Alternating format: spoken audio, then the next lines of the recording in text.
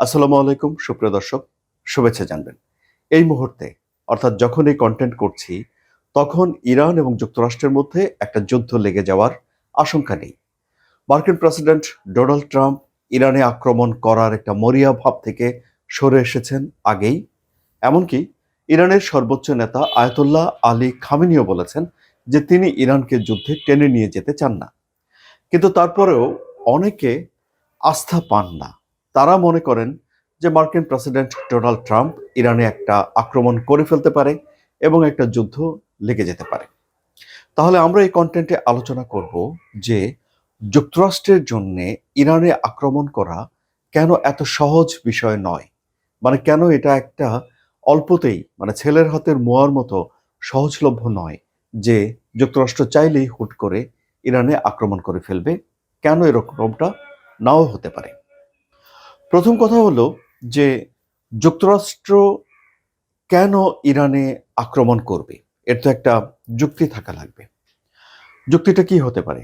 যে ইরানের যে শাসন ব্যবস্থা আছে সে শাসন ব্যবস্থা পরিবর্তন করে ফেলা। অর্থাৎ ধরুন যুক্তরাষ্ট্র যদি একটা এয়ার স্ট্রাইক করে ইরানে, বোমা ফেলে, তাহলে কি সে দেশের সরকার ব্যবস্থা বদলে যাবে? এটি সে দেশের সরকার ব্যবস্থা বদলে যাওয়ার মতো নয়। কেন? কারণটা আমি একটু পরে বলছি। আবার ধরুন ভেনেজুয়েলার মতো, যদি ভেনেজুয়েলাতে যেমন প্রেসিডেন্ট নিকোলাস মাদুরোকে যুক্তরাষ্ট্র তুলে নিয়ে গেছে, যদি ইরানেও একই ধরনের ঘটনা ঘটায় তারপরেও কি ইরানের সরকারের পতন ঘটবে? সেই সম্ভাবনাও খুব কম। কেন? কারণ হলো যে ইরানের যে শাসন ব্যবস্থা সেটি অন্যান্য দেশের তুলনায় আলাদা। যদিও বলা হয়ে থাকে যে ইরানের সর্বোচ্চ নেতা হলেন আয়াতুল্লাহ, এখন যিনি এই পদে রয়েছেন তিনি হলেন আলী খামেনি, এবং তার সিদ্ধান্তই সবচেয়ে বড় সিদ্ধান্ত। কিন্তু সেখানে তারা অনেকগুলো প্রতিষ্ঠান গড়ে তুলেছে। এই যেমন ধরুন তাদের প্রেসিডেন্ট আছে, তাদের প্রধানমন্ত্রী আছে, তাদের আইজিআরসি আছে, তাদের বাহিনীগুলো রয়েছে, তাদের গোয়েন্দা সংস্থাগুলো রয়েছে। এই সবগুলো প্যারালাল সমান্তরালভাবে অ্যাক্টিভ থাকে এবং সেগুলোতে একটার পর একটা ধাপ বাই ধাপ বিকল্প নেতৃত্ব তৈরি করা থাকে। ফলে ইরান রাষ্ট্রটি আপনারা বলতে পারেন যে একটা নেটওয়ার্ক ভিত্তিক রাষ্ট্রের মতো করে চলে। মানে একজন পিরামিডের মতো উপরে একজন বসে আছেন, তার সিদ্ধান্তে বাকি নিচের সবাই চলছে। ব্যাপারটা ঠিক ওরকম নয়। সেখানে প্রতিষ্ঠানগুলো একটা আরেকটার সঙ্গে সমন্বয় করে এবং নেটওয়ার্কিং করে করে তারপরে চলে। ফলে কোনো একটা প্রতিষ্ঠান যদি ফলও করে মানে পড়েও যায়, পুরো ক্ষমতার কাঠামো থেকে যদি আপনি একটা প্রতিষ্ঠানকে সরিয়ে দেন তারপরেও বাকি প্রতিষ্ঠানগুলো হুড়মুড় করে ভেঙে পড়ে না। এটাই রাজনীতি বিশ্লেষকরা বলছেন। সুতরাং একটা প্রতিষ্ঠানকে সরিয়ে দিলে, একটা অংশকে সরিয়ে দিলে ইরানের সরকারের পতন হয়ে যাচ্ছে না। আবার ধরুন এই যে বোমা আক্রমণ করে কি একটা প্রতিষ্ঠানকে বন্ধ করা যেতে পারে কোনো একটা, কিন্তু পুরো সরকার কাঠামোকে সরিয়ে ফেলা যাচ্ছে না।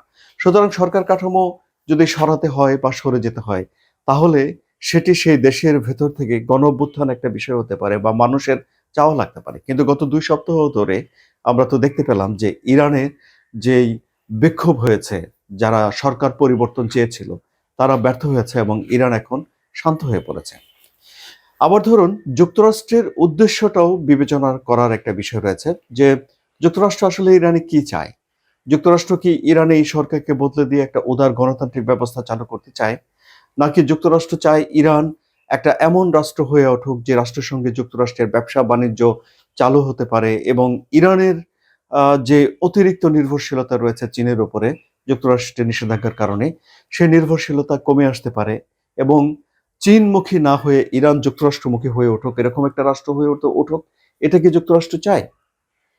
তাহলে যুক্তরাষ্ট্রের যে উদ্দেশ্য তার উপরেও কিন্তু ইরানে যুক্তরাষ্ট্র কি আচরণ করবে সেই বিষয়টি নির্ধারণ করে। আবার ধরুন ডোনাল্ড ট্রাম্প যে আক্রমণ করবেন তিনিও তো তার নিজের দেশে একটা দ্বিমুখী চাপের ভেতরে রয়েছেন। এই যেমন ধরুন যারা কট্টরপন্থী তারা চায় যে ইরানে একটা আক্রমণ হয়েই যাক, কিন্তু তার যারা ভক্তকুল রয়েছে, যারা আমেরিকাকে আবারও মহান করে তুলতে চায়, তারা তো বহির্বিশ্বের সঙ্গে দীর্ঘমেয়াদী কোনো যুদ্ধ এবং দীর্ঘমেয়াদী এই টেনশনটা নেয়ার পক্ষে নয়। সুতরাং ওখানেও জনমত দুই ভাগে বিভক্ত। তাহলে ডোনাল্ড ট্রাম্প যদি আক্রমণ করেই ফেলেন, তাহলে কিন্তু একটা জনমত তার বিপক্ষে চলে যায়। সেটাকেও নিশ্চয়ই তাকে আমলে নিতে হয় প্রেসিডেন্ট হিসেবে, যেহেতু তিনি জনগণের ভোটে নির্বাচিত হয়ে আসেন। ফলে বিশ্লেষকরা বলেন যে ডোনাল্ড ট্রাম্পের তাহলে পছন্দের উপায় হলো চট করে একটা হামলা করা, শক্তিশালী হামলা করা, দীর্ঘমেয়াদী তার সেনাবাহিনীকে ইনভলভ না করা, যেটি ভেনেজুয়েলাতে তিনি করেছেন। এরকম একটা ঘটনা, তাহলে এরকম একটা ঘটনা যদি ইরানে ঘটেও, আক্রমণ হয়ও, তারপরেও কিন্তু সরকার যে পড়ে যাবে তার নিশ্চয়তা কিন্তু কোথাও থাকছে না। তারপর রয়েছে আঞ্চলিক হিসাব নিকাশ। মধ্যপ্রাচ্যে ইসরায়েল চাইতে পারে যে যুক্তরাষ্ট্র ইরানে আক্রমণ করুক এবং যুদ্ধের মূল দায়িত্বটা যুক্তরাষ্ট্র পালন করুক, কিন্তু যুক্তরাষ্ট্র তো মধ্যপ্রাচ্যে অনেকগুলো বন্ধু বানিয়ে রেখেছে, মানে 19টি জায়গাতে স্থায়ী এবং অস্থায়ী ঘাঁটি তৈরি করে রেখেছে। এবং ইরান স্পষ্টতই ঘোষণা দিয়ে রেখেছে যে তাদের উপরে যদি হামলা হয় তাহলে তারা যুক্তরাষ্ট্রের স্বার্থ, যুক্তরাষ্ট্রের ঘাঁটি, যুক্তরাষ্ট্রের সেনাবাহিনী, যুক্তরাষ্ট্রের নৌবহর এবং ইসরায়েল এসব জায়গাগুলোতে হামলা করবে। এবং ইরান যে হামলা করবে এটা কিন্তু অতীতে তারা হামলা করে প্রমাণ করেছে। যেমন ইসরায়েল হামলা করেছে, ছেড়ে কথা বলেনি ইরান, 12 দিনের একটা যুদ্ধ হয়েছে। যুক্তরাষ্ট্র শেষ দিকে এসে ইরানের 3টি পারমাণবিক স্থাপনায় হামলা করেছে। কাতারে যুক্তরাষ্ট্রের ঘাঁটি লক্ষ্য করে ইরান হামলা করেছে। সেটা সীমিত হোক, সেটা প্রতীকী হোক, সেটা যুক্তরাষ্ট্রকে জানিয়ে হোক, বাট যে কোনো কারণে হোক না কেন, যুক্তরাষ্ট্রের মতো একটা দেশের ঘাঁটিকে লক্ষ্য করে তো হামলা করেছে ইরান। কিন্তু এখন সত্যি সত্যি যদি যুদ্ধ লেগে যায় তাহলে তো ইরান হামলা করে ফেলতে পারে। ফলে আঞ্চলিক স্থিতিশীলতা নষ্ট হবে, অঞ্চল জুড়ে বড় যুদ্ধ ছড়িয়ে পড়তে পারে, এরকম একটা আশঙ্কা থাকে। ওই আশঙ্কা থেকে এখানে যারা যুক্তরাষ্ট্রের মিত্র রয়েছে তারা যুক্তরাষ্ট্রকে আক্রমণ না করার জন্য অনুরোধ করতে পারে।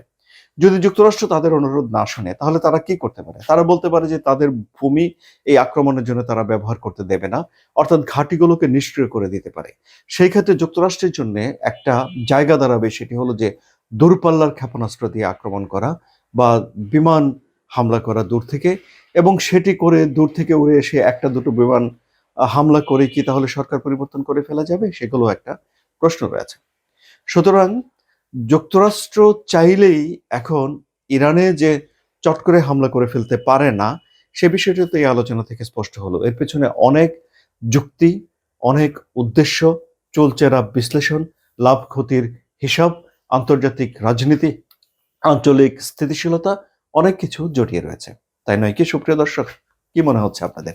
কমেন্ট করুন। আলোচনা যদি ভালো লাগে তাহলে সাবস্ক্রাইব করে চ্যানেলের সঙ্গে থাকুন। ধন্যবাদ।